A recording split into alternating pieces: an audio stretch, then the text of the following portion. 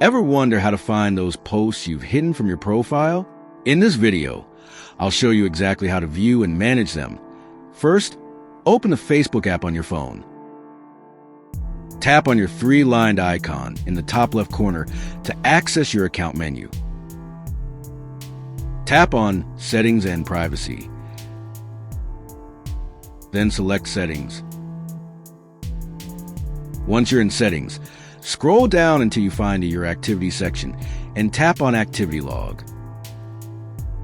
Here, tap on your Facebook activity to expand the menu and then select Posts.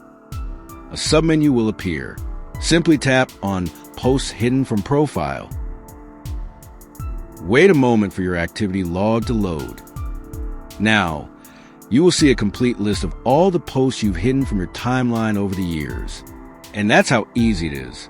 If this helped you find what you were looking for, make sure to hit that like button and subscribe for more Facebook tutorials. Thank you for watching, guys. Peace.